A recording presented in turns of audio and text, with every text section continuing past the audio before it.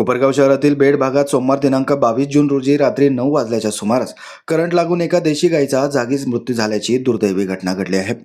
या घटनेमुळे परिसरात संतापाचं वातावरण निर्माण झालं असून नागरिकांनी संबंधित यंत्रणेच्या कारभारावर प्रश्नचिन्ह उपस्थित केलं आहे।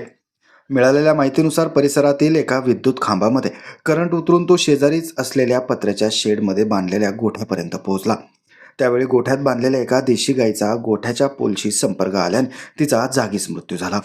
सोमवारी रात्री शहरात झालेल्या मुसळधार पावसानंतर विद्युत यंत्रणेत तांत्रिक बिघाड झाल्याची माहिती स्थानिक नागरिकांनी दिली।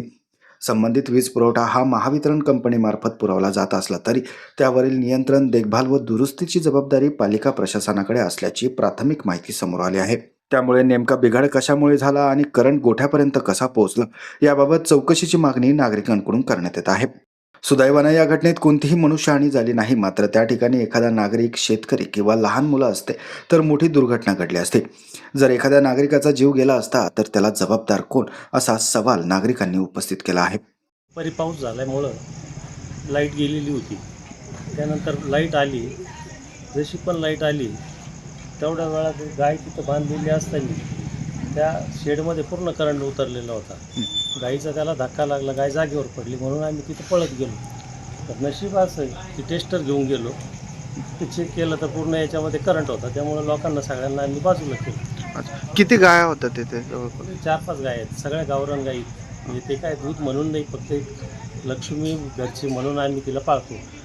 आणि कोणाची इथे झाली ती घटना नेमकं? प्रवीण नाईकवाडे। अच्छा, ओके। किती वाजता झाली?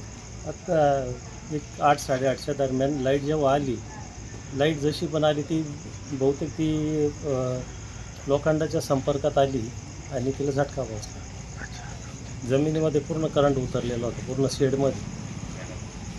पोल आहे, लाईटच्या पोलपासून ते आर्थिंग मिळाल्यामुळं, पोलला असल्यामुळं ते पूर्ण याच्यामध्ये करंट उतरलेलं होतं। आणि वायरमन येऊन गेले, चेक करून गेले तर त्या पोलमध्ये आत्ता पण करंट आहे। नशीब चांगलं की त्या गाईला धक्का लागला, उद्या एखाद्याचा धक्का लागला असता, इथून रस्ता आहे, एखाद्याचा धक्का लागला असता, एखादा माणूस जर तिथं असता तो जागेवर गेला असता। या घटनेची सखोल चौकशी करून नेमका बिघाड कशामुळे झाला याची माहिती जाहीर करावी, तसेच भविष्यात अशा घटना टाळण्यासाठी आवश्यक उपाययोजना कराव्यात अशी मागणी स्थानिक नागरिकांकडून करण्यात येत आहे। माझं गाव चॅनलसाठी स्वप्नील कोपरे, कोपरगाव।